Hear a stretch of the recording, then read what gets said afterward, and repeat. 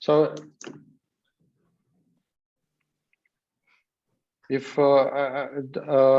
don't stress if I'm telling you that you have 1 or 2 more minutes just to I'm in charge with the timing, so sounds good. To don't get warm stressed. up, Yeah, to oil the engine. I think we have already the audience connecting. Hello, everybody. As usual, we are waiting for 2 or 3 minutes that in order to allow all the attendants to connect via Zoom.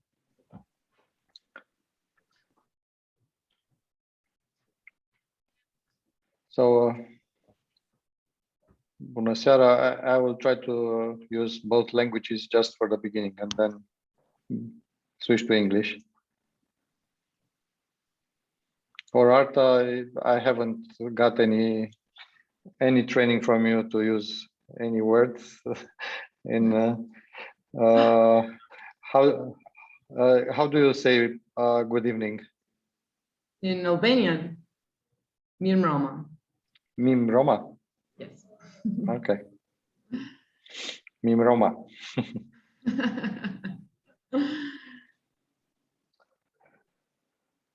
We say bună seara. So Yeah, in Romanian. In Romania is bună seara. All right, I thought that was Italian. Is it also Italian? It's very similar. It's very similar because like when I took Italian in college, it was a great class because whatever I wanted to say, I just say Romanian and vary a bit, and it would work. So Italian and Romanian are quite close. All right.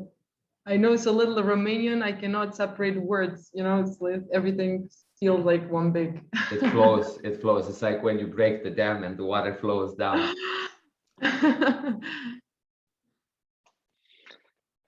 So yeah, we'll start it. We have also the recording started by Bianca, and then we'll allow other participants to get along with us during the speech. So, bună seara, Mim Roma, good evening to everybody. We have a special panel tonight. I'm gladly hosting this event. It's, I don't know, I cannot count it anymore. But we have, again, something special tonight for you. We have 2 very interesting entrepreneurs from the tech area.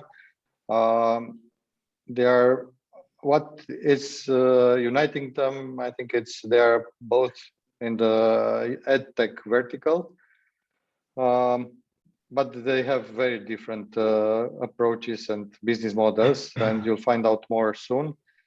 And I'm happy that you are interested to get to know better Arta and Tinu. Hello, Arta. Hello, Tinu.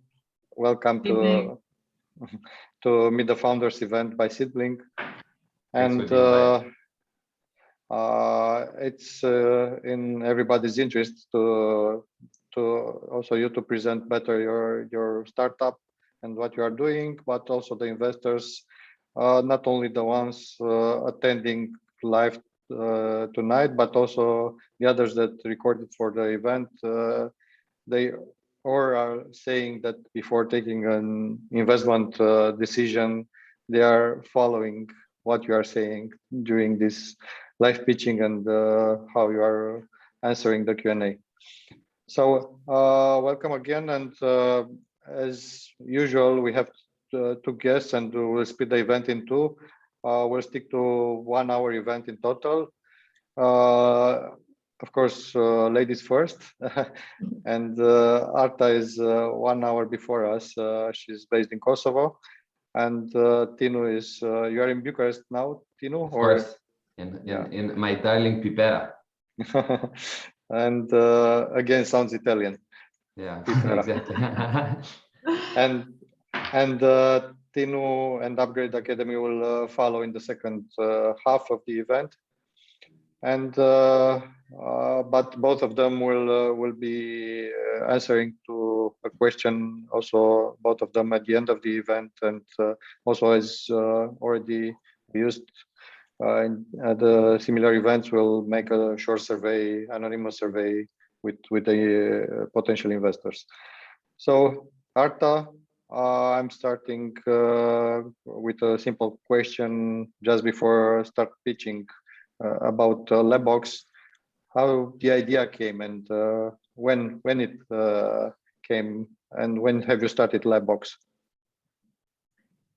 Labbox has started its operations in mid-2019. The experience to start building Labbox came from identifying a clear gap in the tools that allow kids to teach, to learn engineering and electronics. We identified this problem in my first company, which is a STEM academy we built here in Kosovo. I have that part of my pitch, and I'm really excited to share that part of the story with you as well. Great. So I think you're prepared to start also sharing the screen and all right, go on with the deck. All right. So the floor is yours. Okay. Thank you, Andrei. I am so grateful to have the opportunity to share what I'm building with Labbox with you.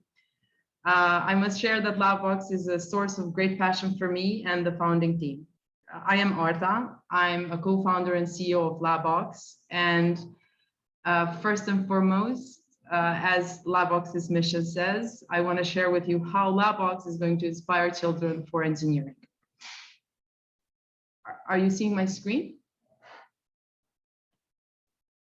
Yeah. It was, everything was fine. All right, just a second. Okay, cool.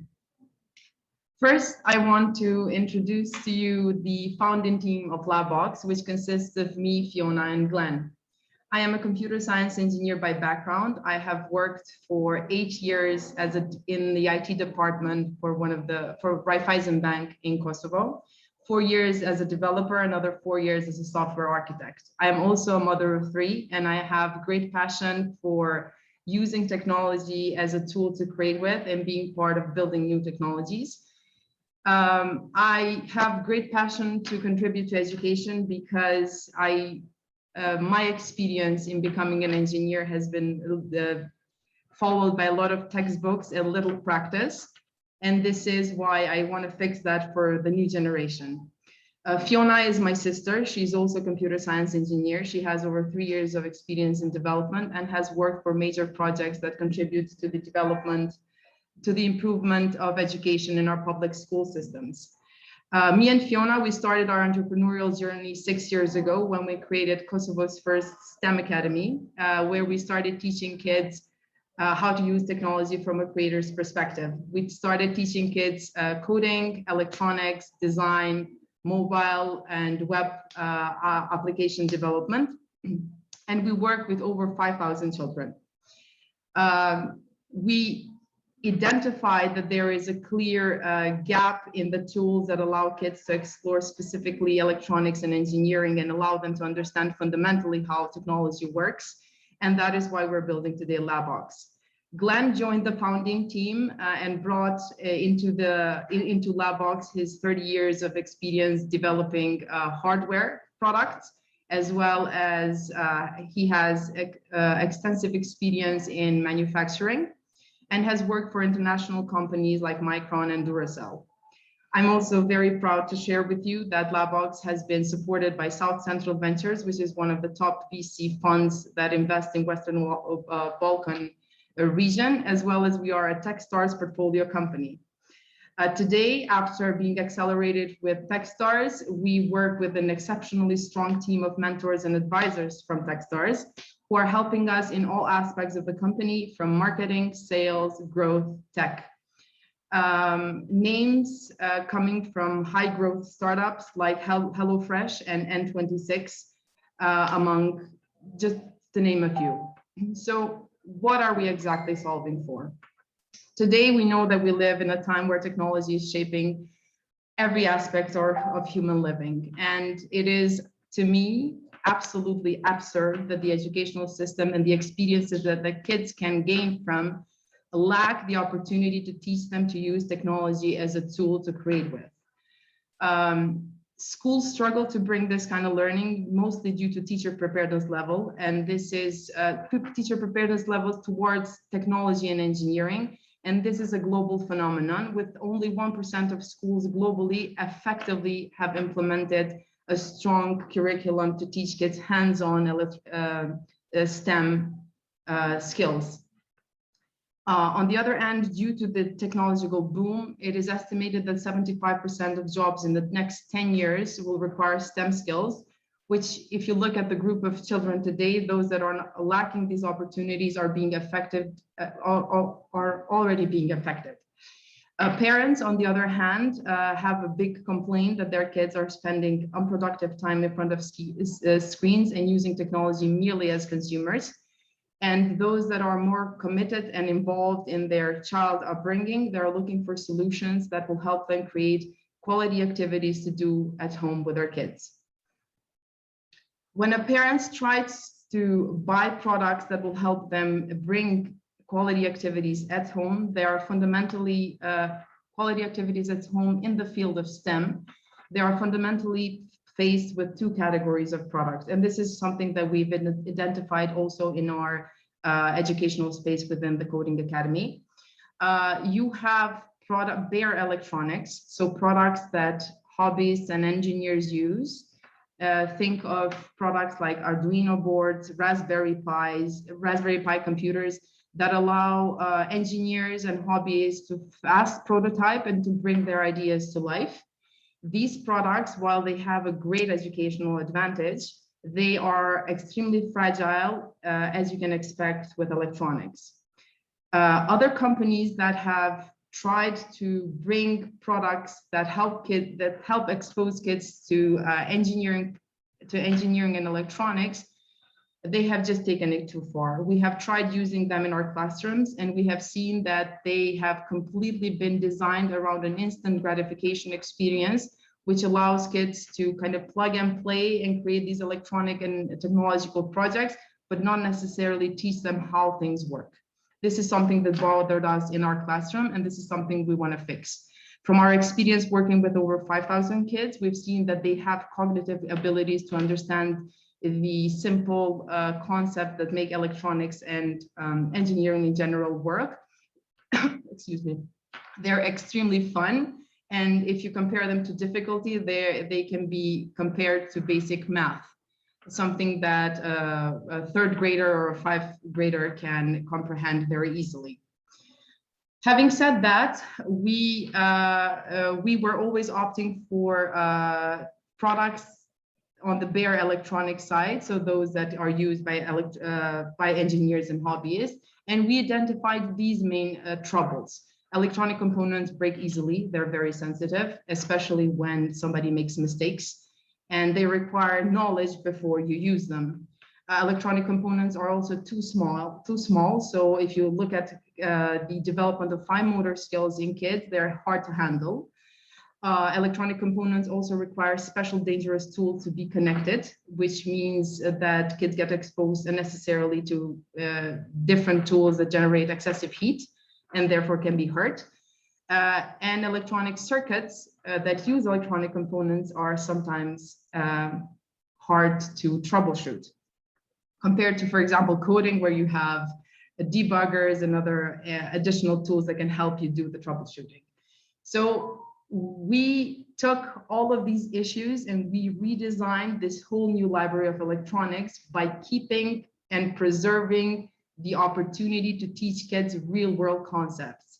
So what we did is we built a library of over 30 electronic blocks. We basically used the 30 most commonly used electronic components that allow engineers to build fun engineering projects, and we put them into blocks.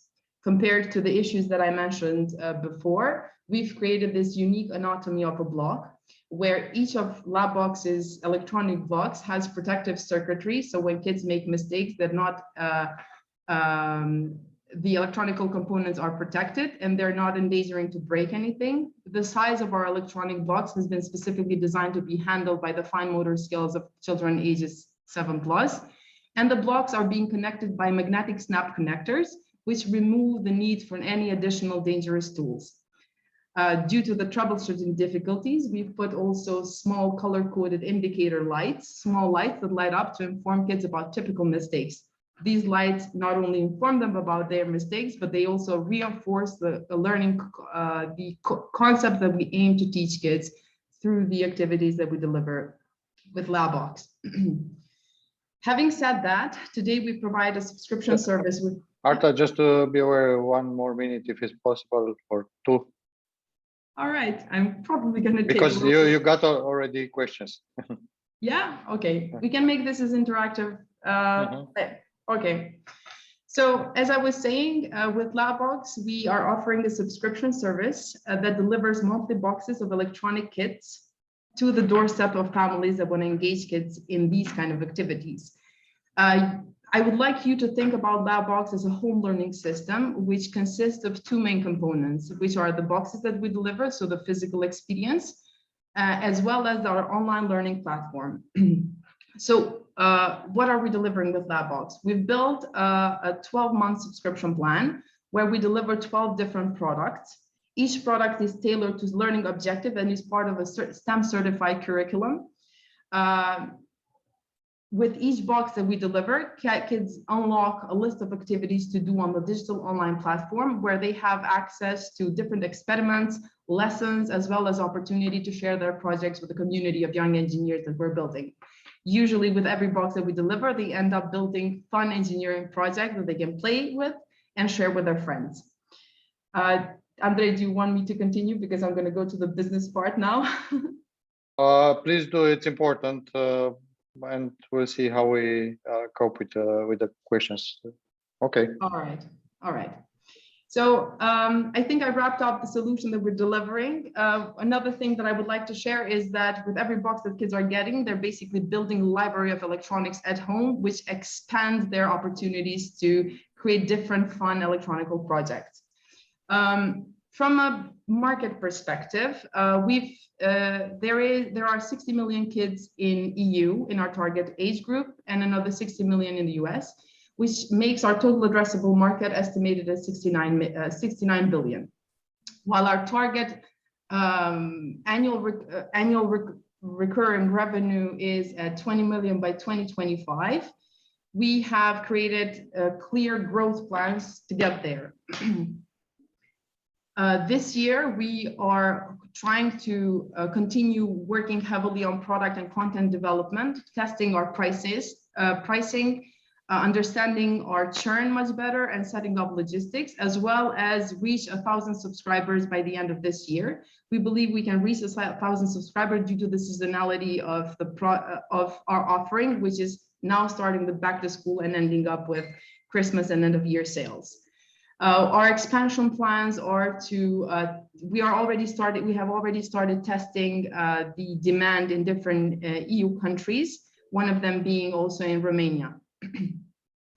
And we are seeing extremely interesting demand, as well as our estimated customer acquisition cost is still holding like the one that we had in the Balkans, that I'm going to share in a minute now. Today, even though considering the financial capacities that we had, we rolled out controlled testing of our marketing efforts, mostly through Facebook and Instagram. We are serving around 377 subscribers, which are receiving monthly boxes delivered through our subscription. The customer satisfaction is high, and we are employing a rigorous process of receiving customer feedback so we can improve the experience as well as add lessons and projects into our roadmap. As you have already heard by now, our business model is a subscription-based model. We have different price points depending on the length of subscription, the time commitment on the subscription of our customers. We also have an incremental revenue model opportunity to sell to schools, which, by the way, has been a fantastic demand, even though we were targeting parents, as well as offering gifts products as one-off purchases as a hook to our subscription. Subscriptions. Our go-to-market strategy is focused around providing an exceptional user and customer experience, which means we are going for product-led growth, with online sales being our primary source of sales through our online stores. We leverage influencers and micro influencers to grow the trust of our brand, as well as you use referral mechanisms to tap into the network of our existing customers, and in this way drop even further our customer acquisition costs.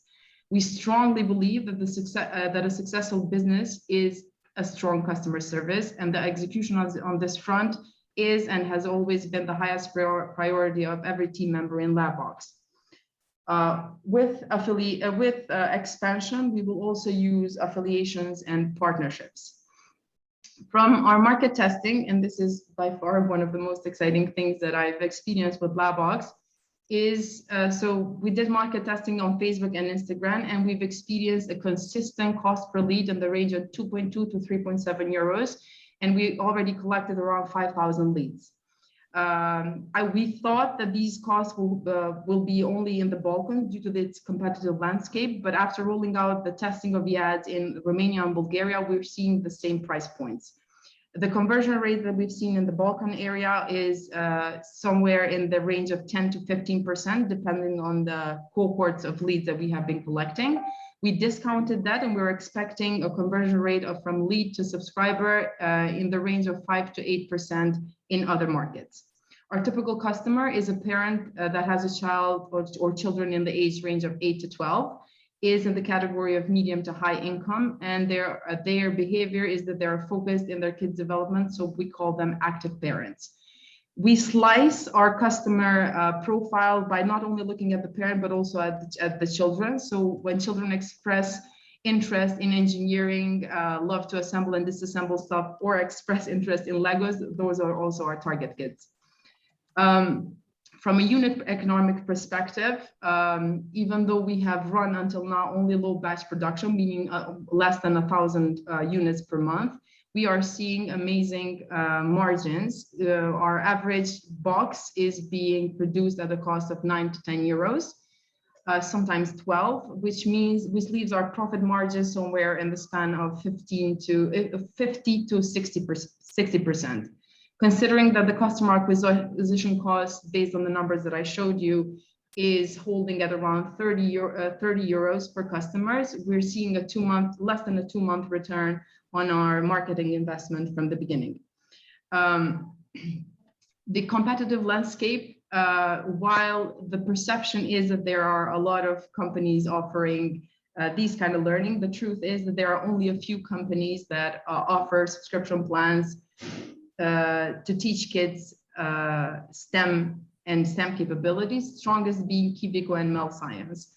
I believe strongly that Labbox has a unique opportunity to penetrate and even get market share as we grow from these competitors due to the nature of the experience that we provide and the value proposition that we deliver. The main two differentiators is that Labbox's products build on top of each other, so kids are basically building up their capacities to do engineering and engineering activities at home, which delivers a higher educational value to families, and also that we have put focus on providing a curriculum base, so we put focus on the learning piece, which is something that other competitors don't do.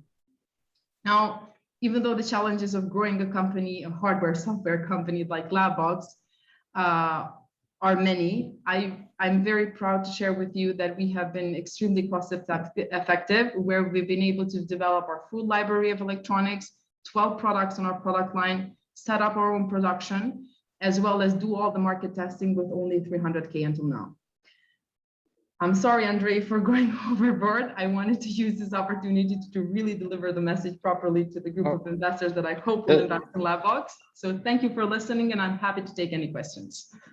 That's fine. I think everybody felt that you are very passionate to talk about what you have built so far.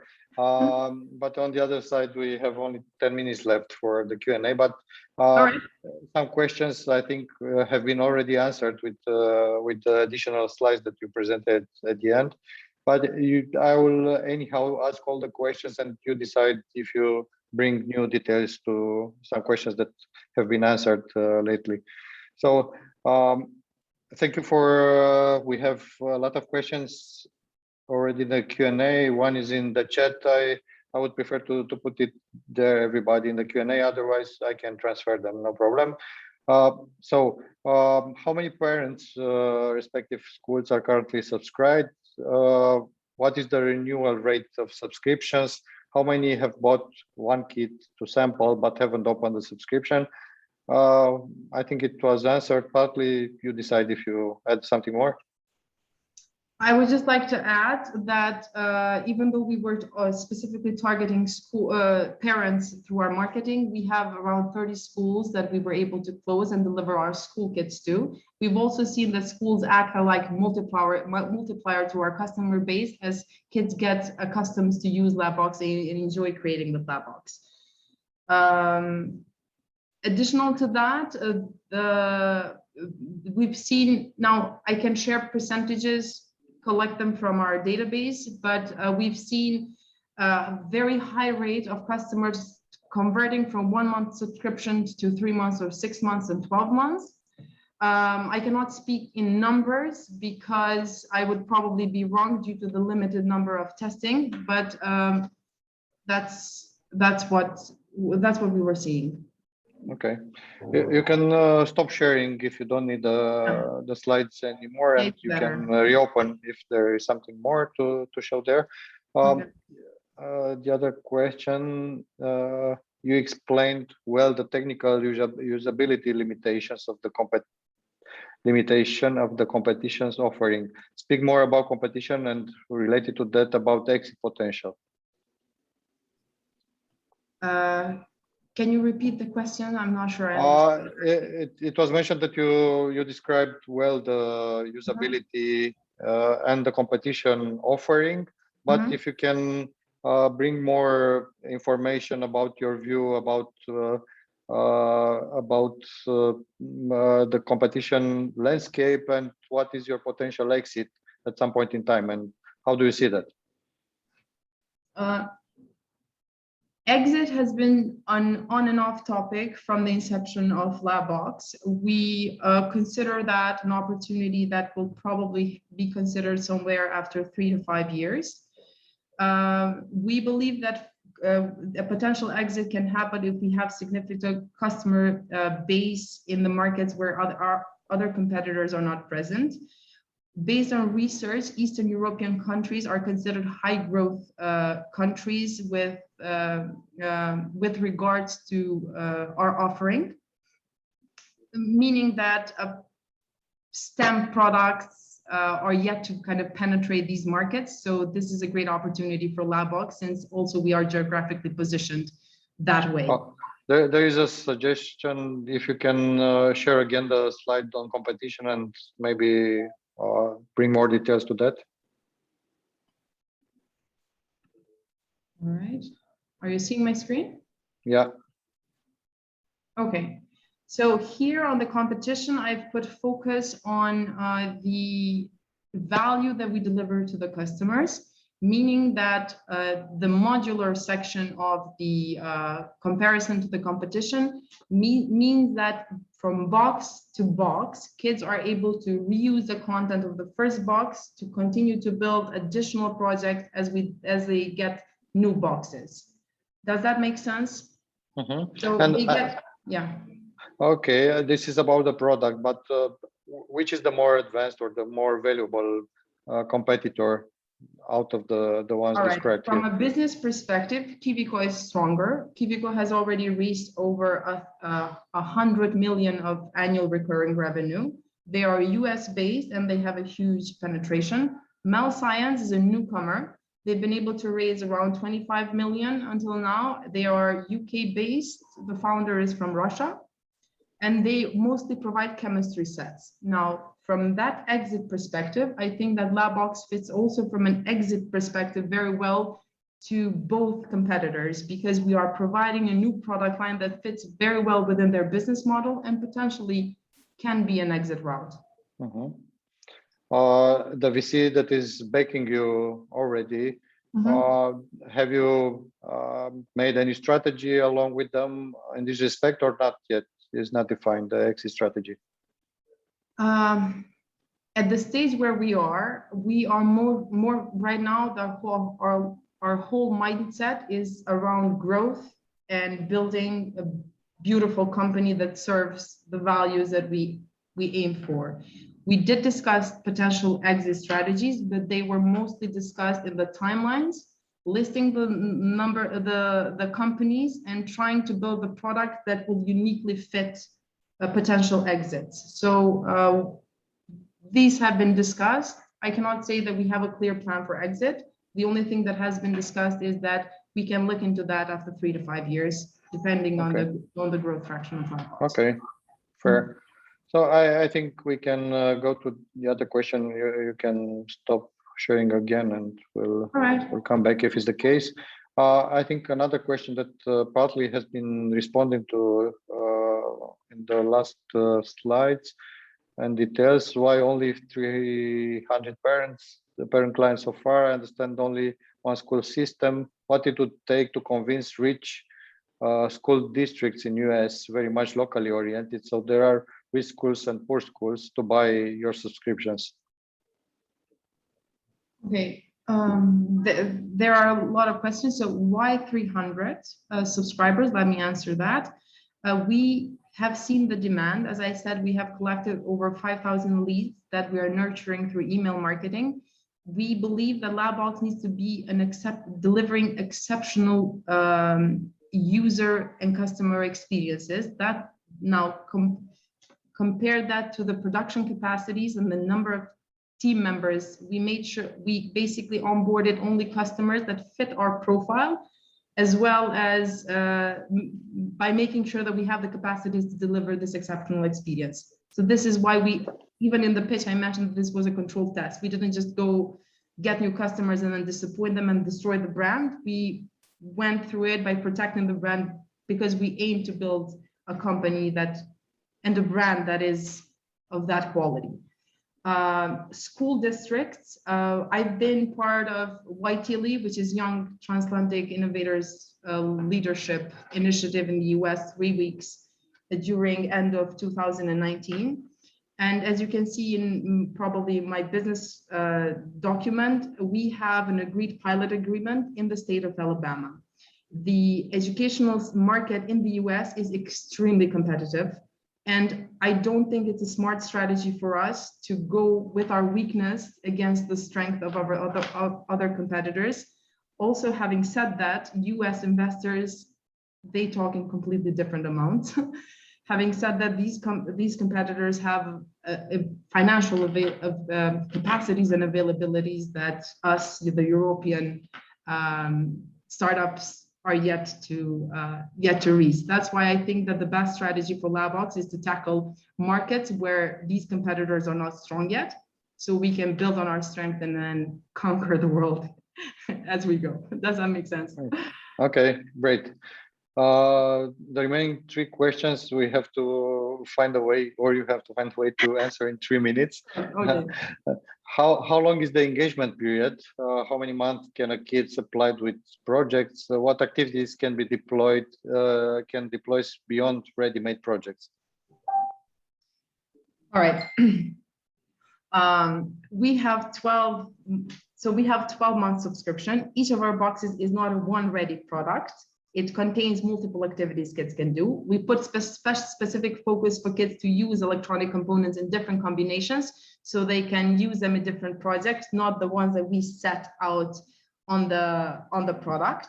However, the reason why we put also those already created products in the subscription box is to give context to how kids can use the electronic components in application. Within each box that we deliver, they also unlock a category of activities, which is in the do-it-yourself category, where we encourage kids to use household materials to build electronic and different projects.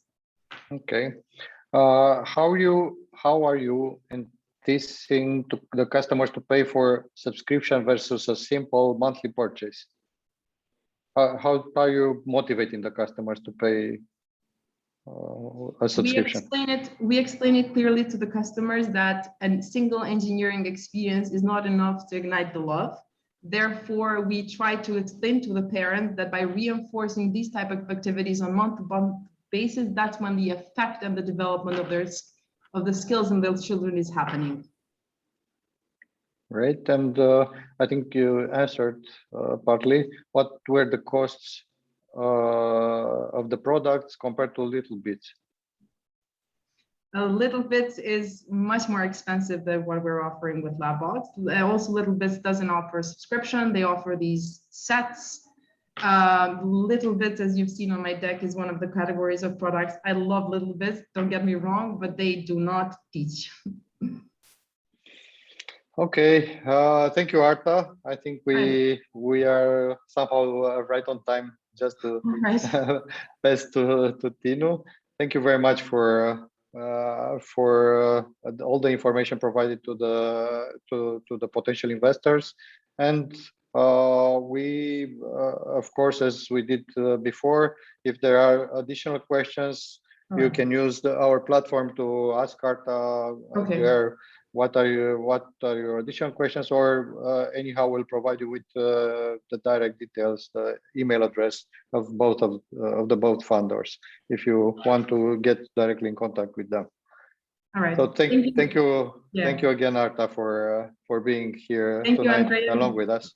Yeah, thank you all for listening, and I really hope to have excited you enough to consider investing in Labbox. And